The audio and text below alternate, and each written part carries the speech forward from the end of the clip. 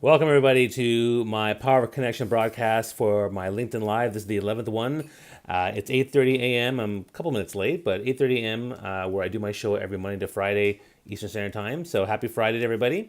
And today I'm going to talk about dealing with a work crisis, or if you're dealing with crises, that's what it's all about. But before we start, if you're joining me on this broadcast, comment below. Let me know where you're from, where you're calling in from, and joining me.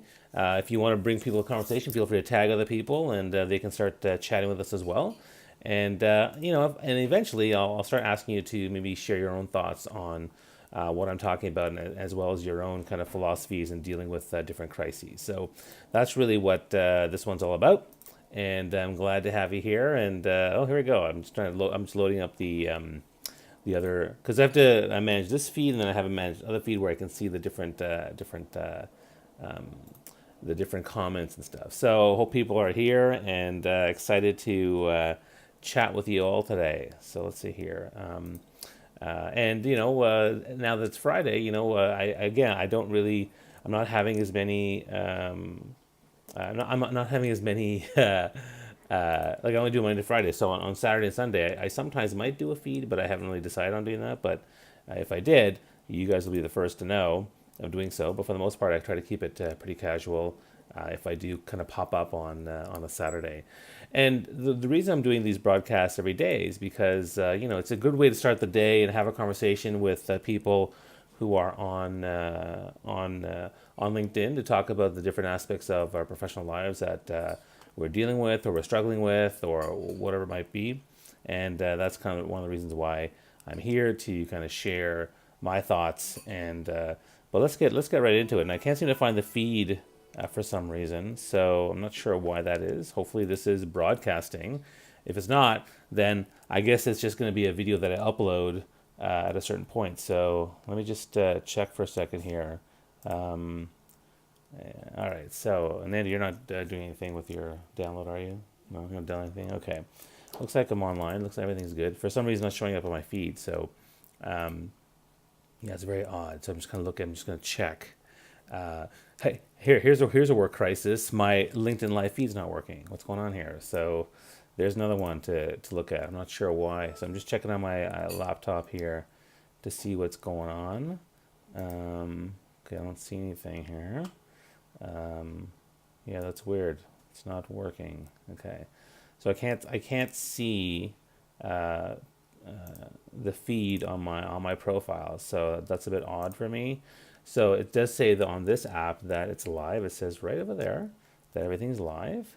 So, but hopefully there are people on the call. But I can't tell from the app, actually. That's one of the challenges with, again, in terms of the app and the feedback I give the program. There's that you can't tell on one machine that people are there. I can't see any comments. I can only see comments if people are doing it on a second machine, the one right over here in front of me. And so that's kind of how I run it. But and then also there's a bit of a, yeah, it's not showing up. That's really weird. Um, I'm not sure what to do. You know what? Maybe I'll just keep it short then, because I can't comment on people, which is kind of a bummer. But I'll keep trying to refresh this, and maybe it'll show up. But in the meantime, let me just tell my little story. So, work crises, right? Okay. And thank you, Lila Smith, for saying, "We see you." Thank you. She texted me. I love her. So, work crises. Work crisis is something we deal with all the time. And, how you deal with it, how you manage it, is going to reflect on you as a leader and as a professional. And I remember one of my earliest ones, way, way back in the day. So, when I was in my mid 20s, I ran a musical theater company, and sales for tickets were really slow. They weren't going very well. We were getting a little bit desperate. And I remember my producer came to me, and she was just freaking out. She was freaking out. She's like, Bobby, the show's 1 week away, and we only have 30% sold. We're gonna lose money. It's gonna be a big problem.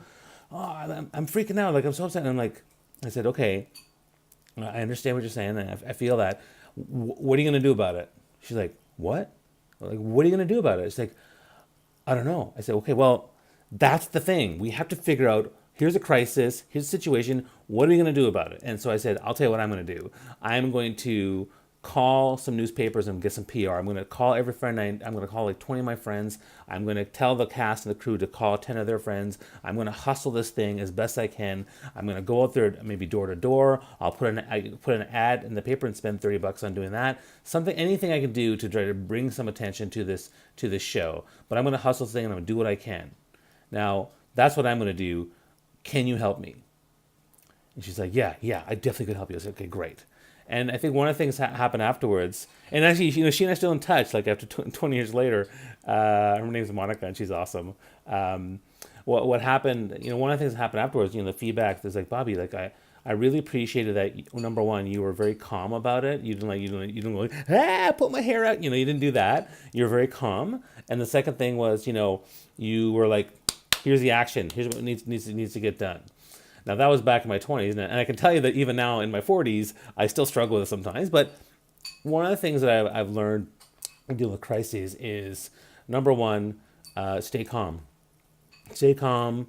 Don't freak out, because the last thing you want to do is you want to like yell at somebody or come down hard on somebody, and really do something that you're going to regret. You don't want to do that. That to me is a big issue. Okay, so that's one thing. The other thing is, you have to kind of take the time to analyze the situation. You can't just like, okay, let's do this, let's do that. No, you have to, okay, so let's analyze this crisis. Take the time, whether it's an hour or 2 hours, but obviously there's certain mini crises where there's a fire. Okay, go get the fire extinguisher. That's you got to deal right away.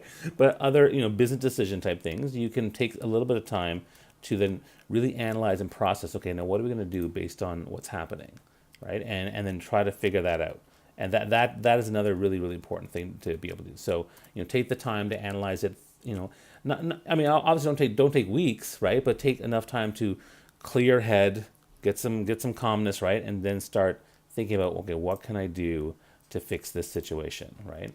And then the third thing that's really important is to make the decision and move. Like, you can't hem and haw on the decision. You have to make the move. And sometimes you have to take the role of, I'm a very collaborative, consensus building type leader.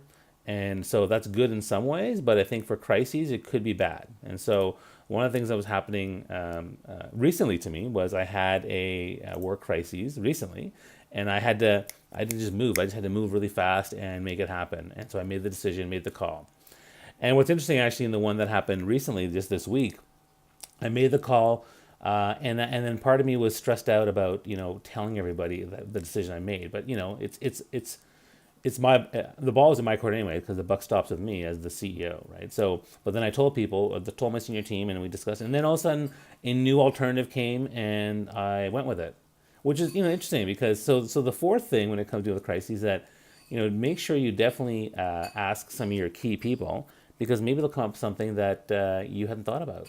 And the other thing that's important too is that you need to use that support network, because there's going to be your 2 or 3 right hand people who are going to be there to support you, but also to be there. And that's what's really great about culture and engagement. When you look at like different companies and cultures, I had a broadcast 2 days ago with Michelle Falcone, and we talked about the importance of culture, and when you build a good culture of really great supportive people, then that's going to help you also during a time of crises, right? I mean, is your boss, your director okay with crises, or do they not handle it well? Do they, chew you out? Like, what exactly happens? Is there a culture that accepts failures and mistakes? Because, sometimes in certain crises, there's going to be, truthfully, a lot of anger, right? If you're working on a big thing, and like let's say it's your company or your division or something that's you're really responsible for, and some underling makes a $10,000 mistake, right? The truth is, people make mistakes, and I'm quite sure that when you let them know what the mistake is, they feel absolutely awful. You don't have to go on and on after them about, oh, well, look at what you've done, and I'm so angry, and is that really going to help? I don't think so. I think it's important to definitely have a conversation and talk about, okay, what happened here and what's the explanation, and how do we resolve it and move forward from next time. But the truth is that anger is there, and you have to make sure you process that anger and not let it come out in a way that is going to affect people in a negative way. And for me too, like I've always been a pretty zen guy, and so I don't try to let it get to me. I mean, I've had a few instances in my life where things have gotten to me, whether personal or professional, but for the most part, I try to keep it calm and say, here's what I'm trying to do, and here's how we're going to manage this crisis. Here's what I think. And so over the years, dealing with crises is not fun.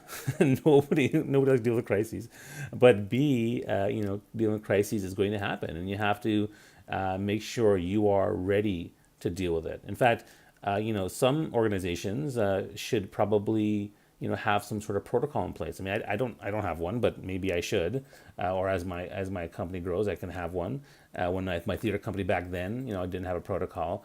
But it's probably good to have big organizations have probably some protocols in terms of how to deal with, emergency or disaster management. I mean, there's even disaster management as a field, but yeah, that's something to keep in mind in terms of how you manage that. Now, for you guys, if you're engaging on this and you're commenting, I'd love to hear kind of your thoughts on, what do you do to manage crises, and you can certainly comment below and below in the feed and let me know. Again, for some reason, I can't see the feed, so unfortunately, I'm not able to answer any questions today, which is kind of a bummer. But trust me, I will be definitely saying something about that. Although, you know what, if someone's on the call right now or on the broadcast and they want to actually message me on LinkedIn to to send me some sort of link to this thing, that would be great. And then maybe I'll see if I can find the link, because for right now I can't find the link, and so it's a little bit frustrating. But I can't see some of your comments, so maybe send me a link, not on my phone, right? Send me a link on my laptop, so it's got to be on LinkedIn, like LinkedIn messaging. So if someone wants to send me a quick message, then I can maybe click on and find the feed. That would be much appreciated. But yeah, comment below, what some of your thoughts are. I'll definitely look at them later and give you my thoughts and try to comment on those things. And I think for me that's probably what I'll. And then the other thing I want to do, if you like the broadcast, you like what's going on, you can certainly share this on your feed. You can also let people know about it via tagging. Engage with people in the feed, connect. Why not build a network and connect with people that are really engaged, which is fantastic. I'm assuming the same people are here. Like, I mean, that's what branding is, right? You start to have expectations. I'm assuming like Anthony and Vinay are here because they're here almost every day. Maybe Mary's here. I don't know. We'll see. She's been here for 3 days out of the several. So we'll see. I'm glad that Lila was there. But if anyone wants to, please message me. That'd be great. And I also mentioned a few things in terms of protocols. So I'm going to start a weekly interview series. If you know someone that wants to be interviewed or think you should be interviewed, particularly in the Toronto area, although I'm working on getting a remote access, so maybe it can be anywhere, but for now, Toronto, I'll be doing a Wisdom Wednesdays broadcast in the morning, and I've already booked 2 people, so I'm pretty excited about that. I'm looking for influencers, leaders, people who have a particular expertise in a certain area. That's the kind of thing I'm looking for. I mean, obviously, I can't do it with everybody. Like, I appreciate the interest, but I want to make sure that I'm trying to serve the audience and try to find people who are really leaders in their field, and they can share their insights. Like one guy I'm talking to, he's a blockchain guy, and I don't know nothing about that. But you know what? I'll interview him, and you guys can ask your questions about blockchain and see what happens.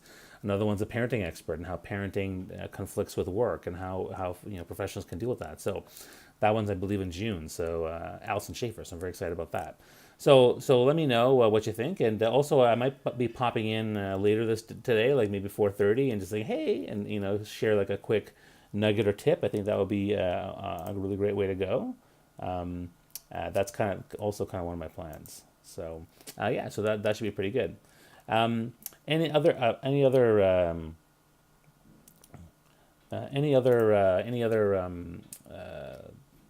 things you might want to share about work crises? That would be great.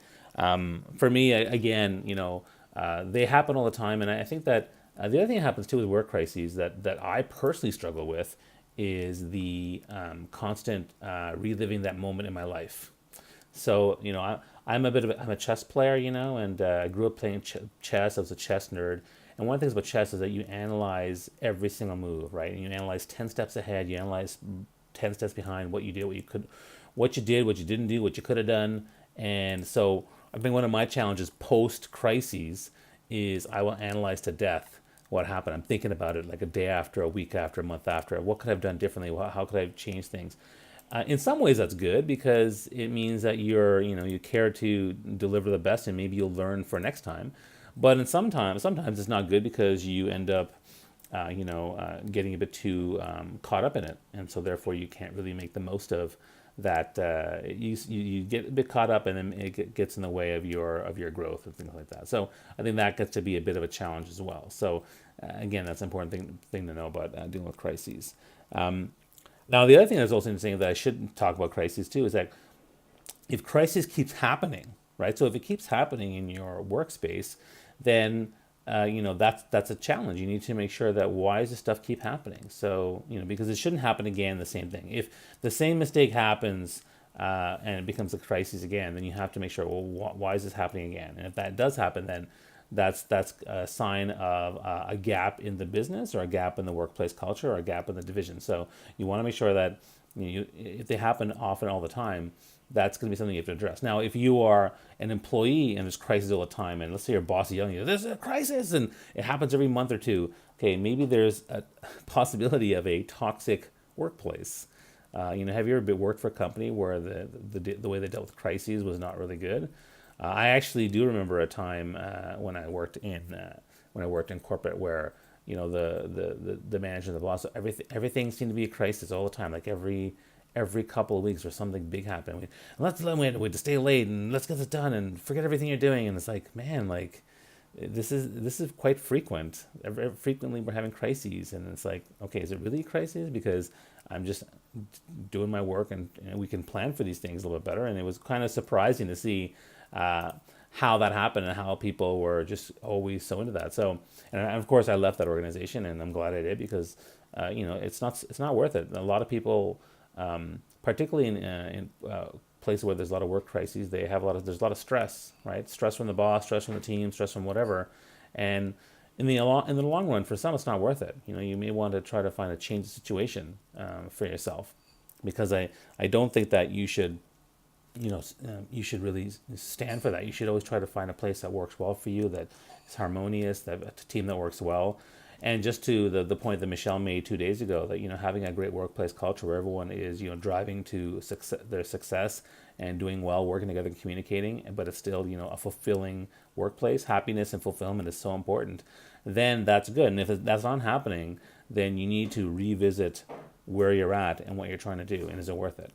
And for me, having been in corporate, that's kind of one of the things that I think about. Having been on boards, having been on with startups, I found that certain types of places that have these crises, in the long run, it's not worth it. And so I try to change the situation if I can. And if I can't, I can either choose to accept the situation because maybe it's not that bad, or I can exit the situation, right? So in the case of some places, I exited. Other cases, I changed it. In other cases, I had to accept it for the time being. So it depends on what you want to do.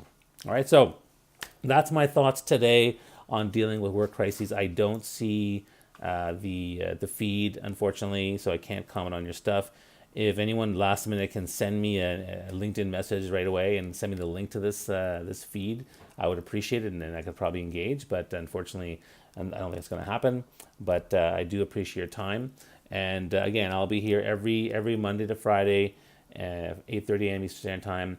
And of course, if you need more support on the topics that I talk about, so I talk about things like leadership, entrepreneurship, career development, personal branding, thought leadership, public speaking, TEDx talks, things like that. These are things I talk about. If you how to do video. If you need more help or support, I have some links below in the post. So if you need more speaking support or want to hire me as a speaker, because that's what I do for a living, it's my main thing, you can, there's my Realm website. If you're looking for personal branding support, dypb.ca. If you need some career development support, I put together a Patreon page for people, younger people who, with limited budgets to, get career development advice and exclusive advice. So check that out.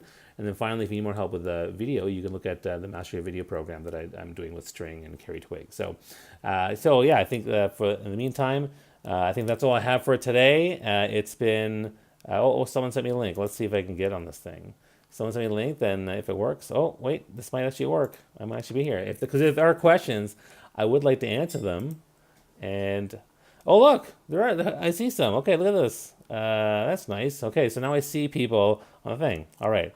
People make mistakes. Okay, so now I'm going to just go through the feed. Thank you, Vinay, for sending me the link. That's awesome. Maybe I didn't. Maybe I missed that message, but here it is. So let's see here. Yeah, anger is a natural reaction. That's true. Anybody have any questions? I want to see if there's any questions. Let's see.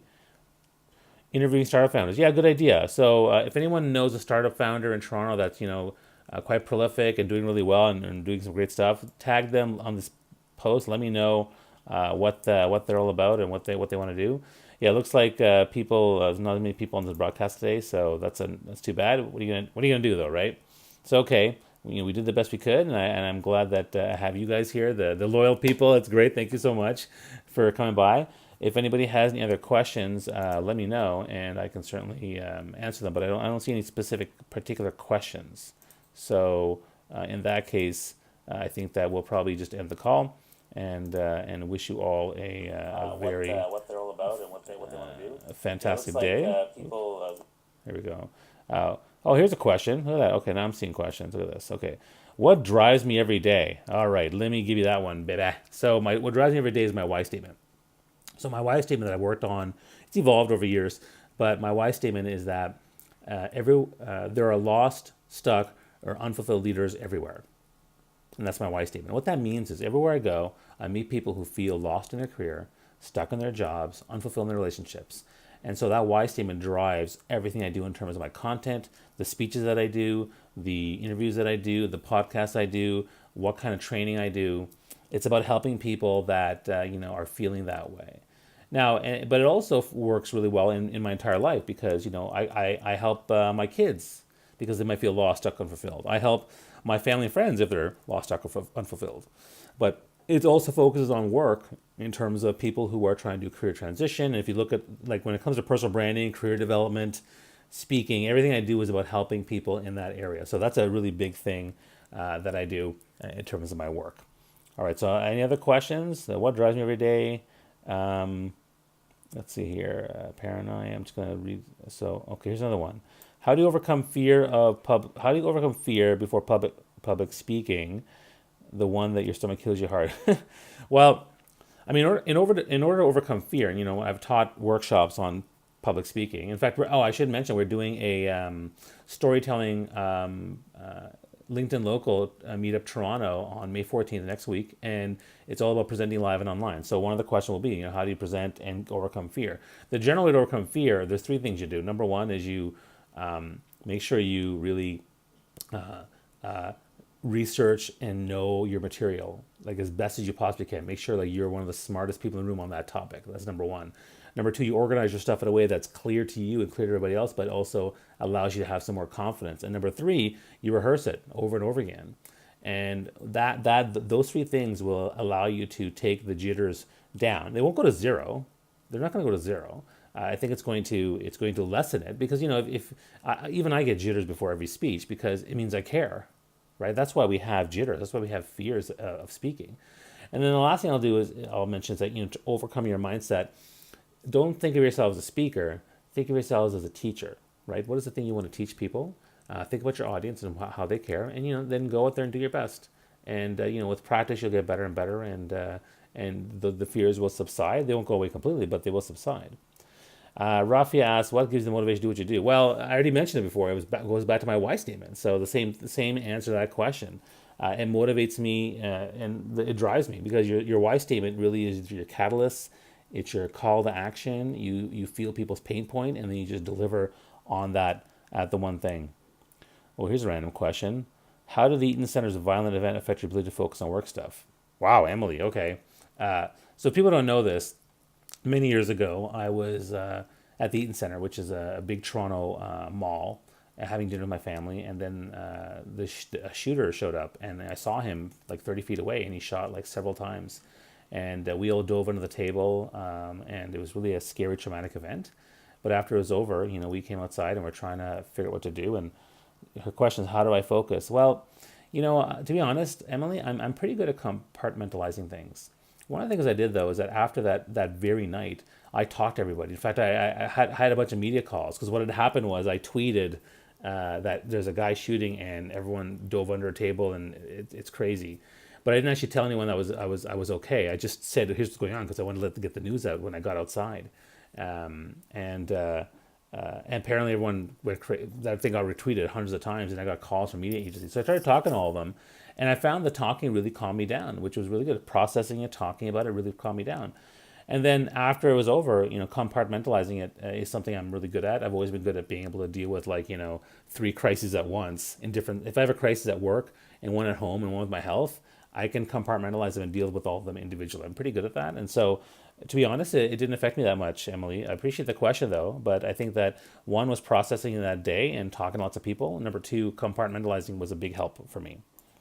Um, so here's one from I feel lost my career search. Okay, well, uh, I see that. Well, yeah, it's a normal thing to feel lost, but the question again is, what are you going to do about it, right? If feeling lost is your crises, what are you going to do about it? And I'll tell you what you should do about it. Number one, you should dive into your personal brand and figure that stuff out. You may want to get a coach or get someone to support you. Ask for help. And then by doing that process, you'll start to see the different things that fit with who you are, what will make you more fulfilled. Because personal brand will allow you to get more fulfillment, more focus, more clarity, and more impact in what you want to do. So I think that's the first step. And if you want to learn more, check out my stuff on the links below. Let's see other ones. Any other? Okay, I think that's it. Okay, good. So we got all the questions down. All right, guys, thank you so much for all this. Appreciate it. I'll see you guys on Monday, unless I throw in a surprise one on the weekend. But wishing you all the best, and happy Mother's Day to all the moms out there. So celebrate with my mom and my wife and all the amazing moms out there. All right, wishing you all the best. Talk to you soon.